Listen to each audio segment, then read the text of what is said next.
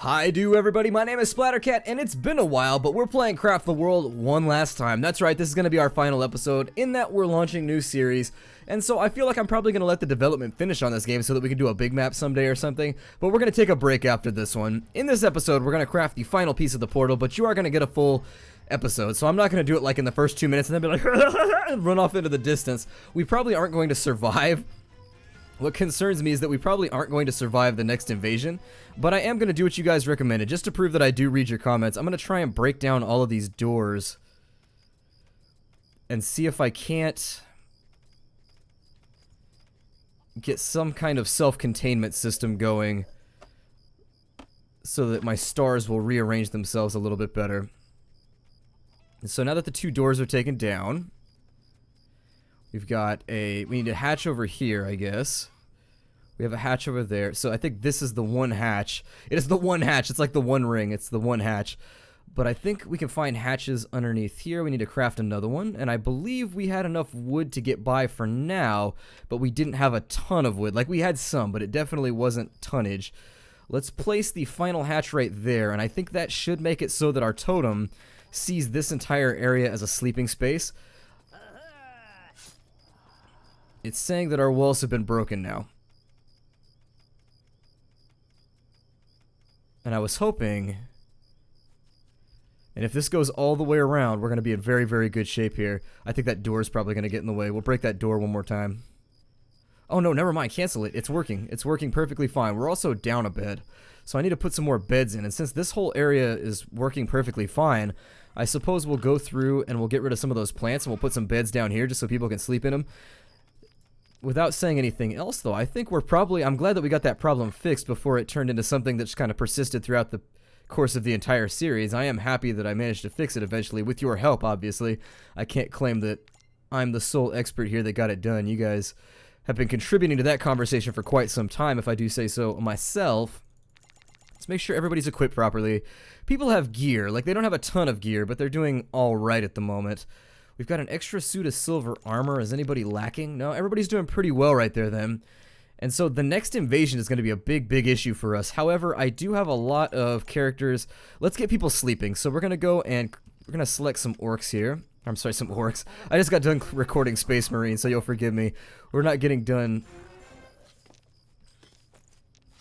Basically, anybody that's wounded needs to go and get some rest. Where are we under attack from? And what are we under attack from? The boar, maybe?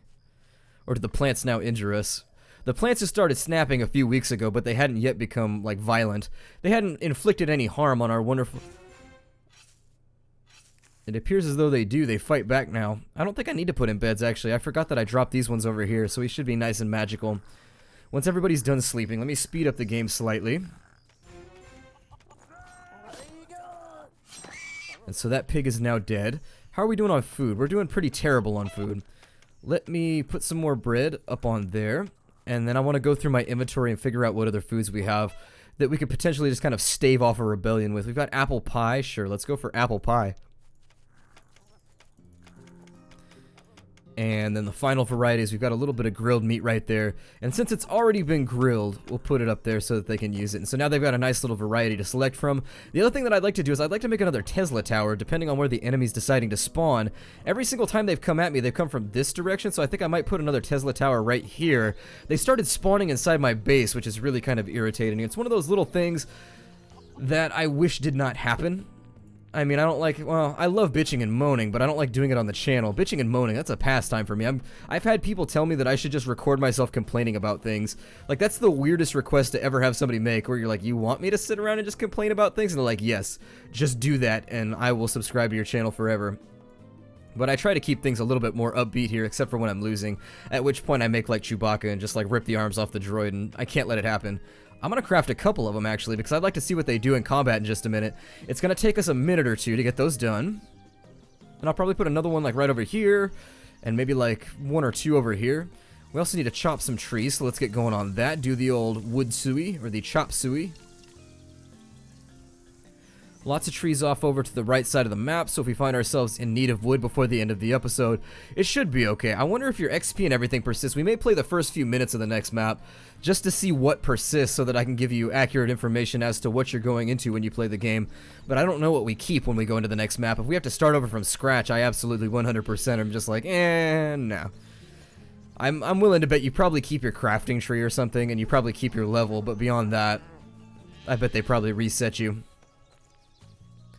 Where's that Tesla tower at? How's the crafting going? It's going okay?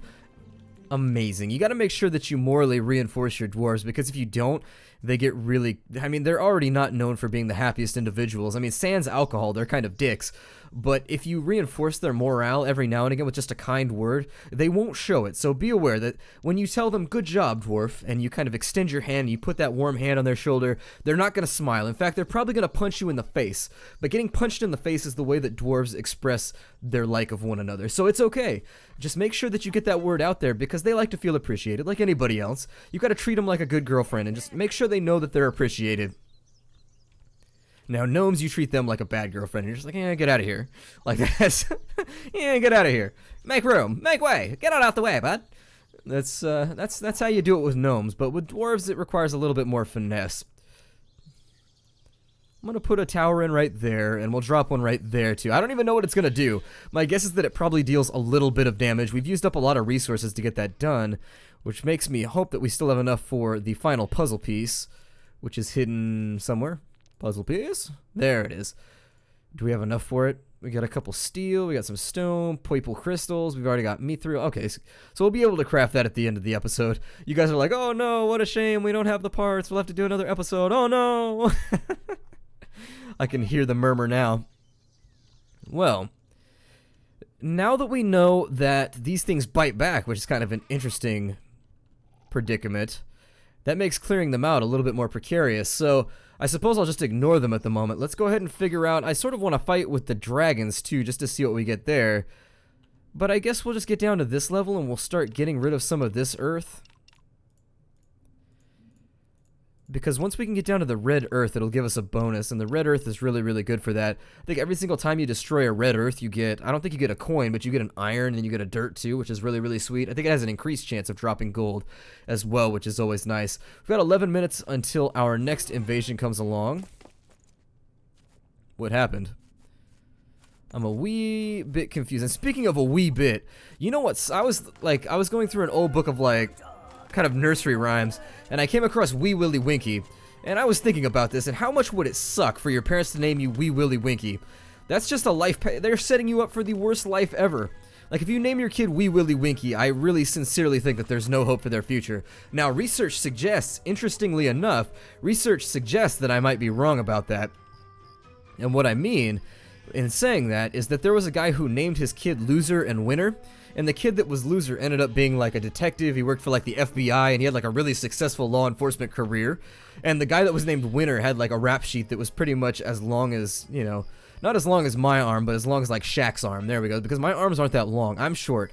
I'm a little stubby, so like if I use my arms as a measurement source, my cubit is not so impressive. Like if we're trying to go with biblical measurements here, my cubit is very, very lackluster. If you're measuring an arc in my cubits, you're going to need a lot more cubits than you would need per se with like Shaq's cubits.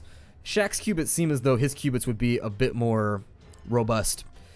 Let's have a look around and figure out what other resources are available to be mined. I don't know if we take our bag with us into the next level as well. And I might continue doing the second level on my own so that if we ever come back to do this series, we can do the big map without me having to do a whole bunch of clearing. I'm going to drop a portal off into there. And so let's find our magic menu. This magic menu. There we are. And now that we've got that, I'm going to iron all that out. Looks like we've actually got a fairly nice vein of coal over here. And since we are going to be using coal in the future for all kinds of stuff, I'm going to actually... Don't do that. I take that back. Do it like this. There we go. We got to work down because I want that one piece of iron. I'm greedy like that. I've got my Scrooge McDuck going on. Dig those out of the walls. I'm going to refresh that portal a little bit, make sure that it's got plenty of time left on the clock. Especially since now that they've implemented that degradation, it really does seem as though once your portals like degrade, Like, if your portals are degrading, you've got to keep your eye out, because a degrading portal is nothing to joke about. Dwarf, please don't get crushed by that. Please. Okay, well, at least it didn't crush him. But anyways, if your portals are being degrading, and I know I've made this joke before in other LPs, but it was for a different game, so it doesn't count. I can make the same joke, guys. Don't judge me. Sometimes I run out of material. When your portal's degrading, you've definitely got to teach it better manners. There, I got it out of the way. My system feels better. And that's the weird thing about, like, my sense of humor is it doesn't matter if I've made the joke before. I have to physically make it again. Like, if the joke is there and I have the setup, if it's already been put up in the air, I have to spike it back down, to use volleyball terminology, I guess. Volleyball is one of those sports that, like, seems really fun whenever you're doing something else festive, but then at any other time, nobody ever thinks about it. Have you ever noticed that about volleyball? Like, I've noticed that the only time anybody, like, ever wants to play volleyball, aside from athletes, so you've got, like, your college athletes and your high school athletes who play it, but in general, like, with the Gen Pop, the only time that, like, anybody I know ever wants to play volleyball is when we're out, like, camping, or, like, at the beach or something. You're doing something, like, vacation-y already, and you're like, you know what we should do? We should play some volleyball. And then beyond that, nobody ever brings up, like, you could be sitting there in your house with tons of free time and nothing else to do, a huge backyard, whatever, it doesn't matter. Even with your massive backyard, nobody ever suggests playing volleyball in your backyard. It's just like you have to be doing something else fun before it counts. We have some mining to do over here, so I think I'll give myself another portal. And let's get started in this direction. I'm going to mine out a shaft right there, because bringing a bunch of iron with us into the next level, or at least bringing a bunch of iron with me, since you guys will be disembarking for other series at this point, bringing some iron in is going to help me clear out the second mission a little bit easier on my own. And that being the case, will then make it easier for me to get to the larger map should I ever choose to revisit this series. I really do actually like this game, so I feel as though once they implement a lot more content, it will be something that I think we could come back to in the future. So bear that in mind. It's one of those games that I like enough to where I very, very rarely do second LPs of anything, just because the trend that I've noticed is that I tend to get locked into things. So for example, you'll notice with my Town series that ran for like 4 months, and the thing about LPing is that you kind of want to stay variable slightly. It's very, very easy. I'm letting you into my mind's eye here. It's very easy to become stagnant as an LPer, and it's just one of those weird things that we as LPers concern ourselves with. There's a lot of like planning that goes in, like you guys don't see it, but under the hood there's a lot of random planning and things that happen that we just don't talk to you guys about as LPers and every other LPer. So if you're an LPer watching this right now, I guarantee you're probably agreeing with me going, there is a lot of work, and just like for me it's all joke writing. So I always write like little hooks and jokes and things, and while most of my stuff is just ad-libbed and I just kind of fire it out there, I enjoy writing jokes and whatnot, and I kind of keep a little notepad. But in any case, a lot of my time is spent like thinking about humorous things. So for example, I might like stare at the screen after I end the LP. I might look around and try and find things that I think are humorous and just kind of try and log them away for later. That's how I spend most of my time, since I have no video editing skills. If I had video editing skills, I would spend more time doing that, but I lack them. My Vegas foo is woefully underrepresented. Oh, we've got our next invasion coming in. That thing does not appear to be very good at its job.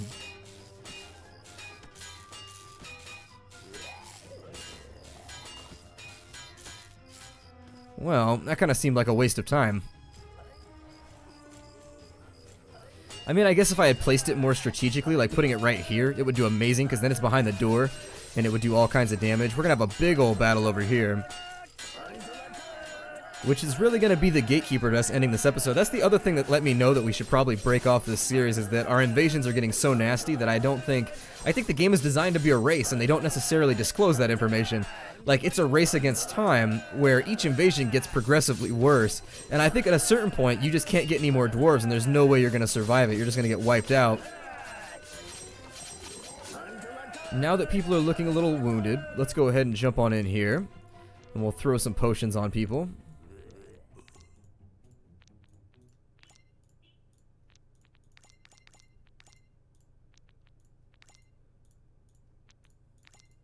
There we are. And so now that everybody's had some habanero healing, I think we should be in a reasonably good spot to fend off the remainder of this fight, since it doesn't look like he's spawning any of the guys with the big morning stars are the ones that terrify me. Those guys suck.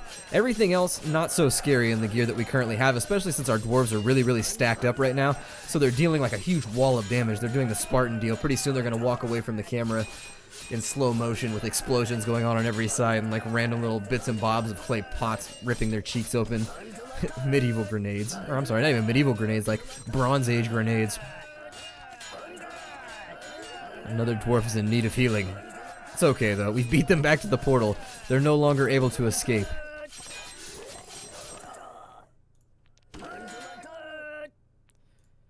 We will continue. There we are.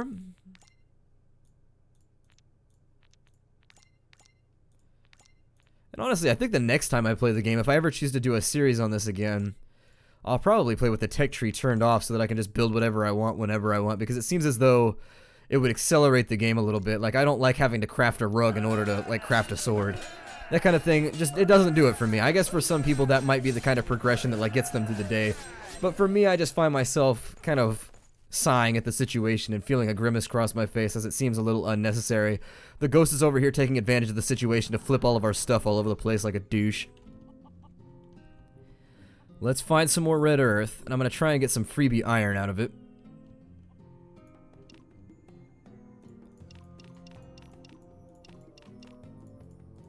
And there we go. A little bit more iron, and then I'll probably check this out and see where this goes. Just to say that I did, but we're going to need some torches in order to get that done first, so we're going to have to wait for them to carry the flame on out. I haven't been watching the Olympics, by the way. I'm not an Olympics person. I don't know what it is about the Olympics, but I just never feel like watching them. I think it's probably a lifetime filled with game playing and movies that were made by Michael Bay, and so anything that isn't inherently flashy and has like 342 layers of CGI, I'm just instantly uninterested. I just, whatever. Is there going to be an explosion anytime soon? Because if there is, keep me posted. Like, if at any point the figure skater decides to spontaneously combust and just be like, kaboom! Then, oh, that's not red earth. That's normal earth. That's just kind of red tinted because I don't know how to properly use my screen. Okay. Well, let's start going like so then. We've got to make up for lost time. We're going to grab all of this stuff out of the earth. There it is. So now we're getting that hematite.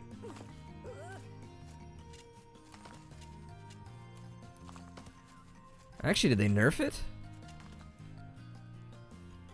I would swear that maybe it just has a chance to drop iron now. Maybe they nerfed it. I seem to remember you used to get iron out of the red earth, but that one dropped gold. So maybe they nerfed it to where you just get a random piece of ore out of it. That's a decent system. I wouldn't complain about that. That's not a system that I feel is unfair, because getting a piece of iron out of every single thing you mine did seem kind of overpowered, but it was sort of your welcome to the end game type gift. Gwal?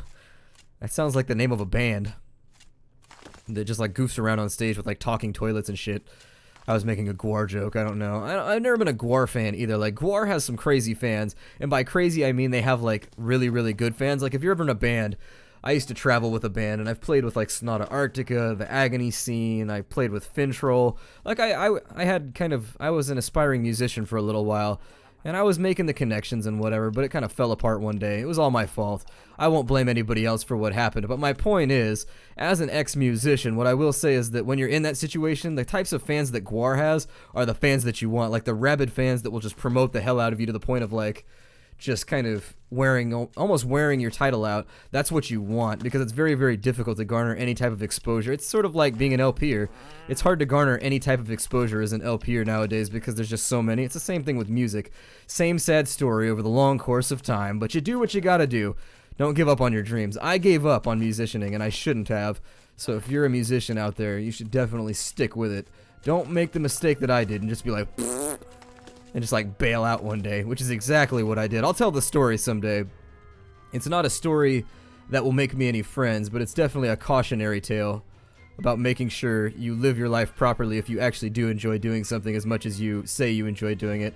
If there's dragons down in this cave, I'm going to be dreadfully disappointed, but we're going to place some ladders.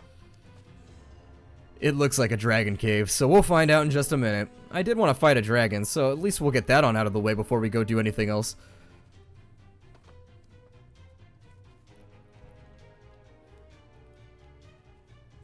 Feels like this episode is going away like all too quickly for me because I know it's the last one.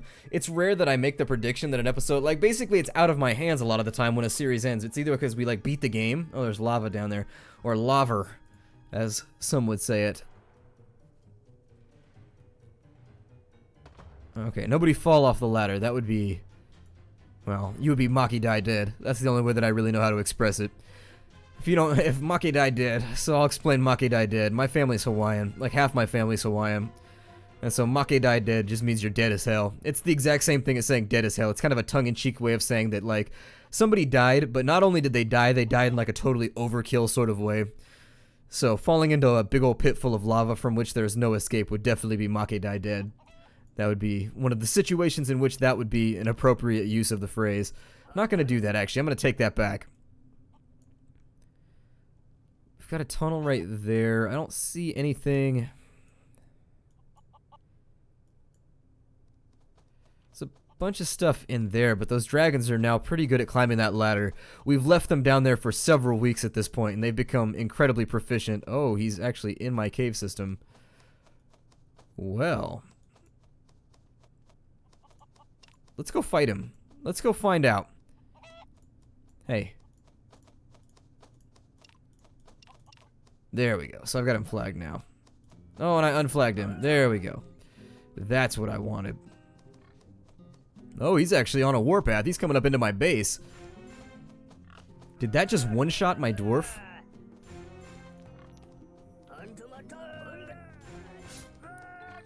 Hold on here. Let me have a look.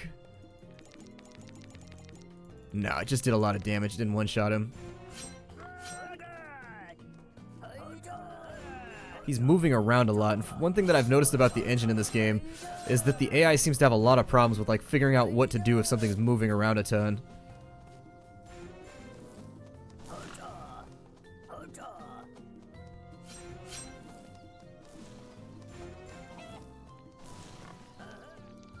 Let's run through our menu here and make sure that... I feel like people are taking more damage than that, but I guess I'm misinformed. This is kind of lame. He's kind of exploiting in order to beat me. Once our archer gets here, that's no longer going to be a tangible option for him. Why is he out of... It's because they're all trying to climb that ladder. This is a dumb spot for us to have a battle.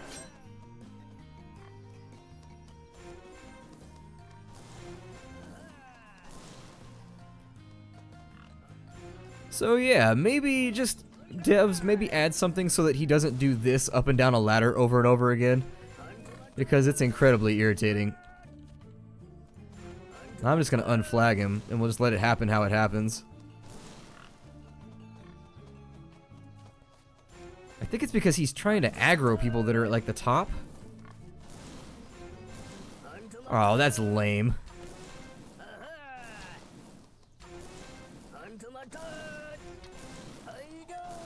I mean, at least they're able to tank it. On the plus side, he's attacking our Santa suit, so attacking the Santa suit has the added effect of making sure that... Go, Archer! You can handle him. This is all you, Archer. This is all you. So, a case for low ceilings is what we're seeing right here. We definitely don't want to do this vaulted ceiling thing anymore. I want to know what he's going to drop. That's what I'm interested in. I don't know if he's going to explode into a big old pile of treasure, but I hope he does. No, it just looks like you get a ton of XP from killing him, and the game was running so fast right there that I'm not even sure how much we got. And with that done, I've accomplished the things that I want to do in this LP, so let's do it. This is it, guys. I mean, I know you guys probably want me to continue doing series forever, but we could never truly appreciate something if they didn't go away at some point. So bear that in mind. That's just my way of making myself feel better, too. Let's go. I clicked the wrong thing. Saboteur. We'll do a gold ore over here, and then we gotta do a mithril ore. And I did something dumb again. I really hate the fact that if I double click that, it does that. It makes me sad. Or if you single click it even. Alright, so now that I've got everything back to where we were...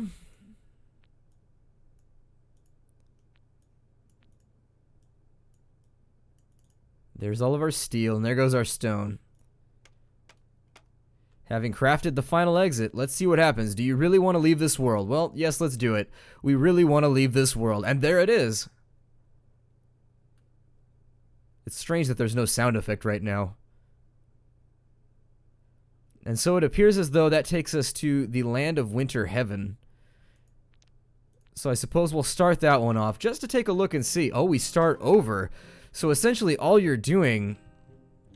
Interesting. So basically all you've done here is it just resets you back to the beginning. That's kind of interesting. So now that I know, it appears as though we do have new critters around.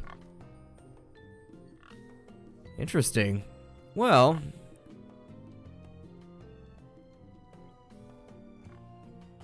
God, we have new enemies and stuff too. Did it reset my crafting tree? It did indeed. Okay, well,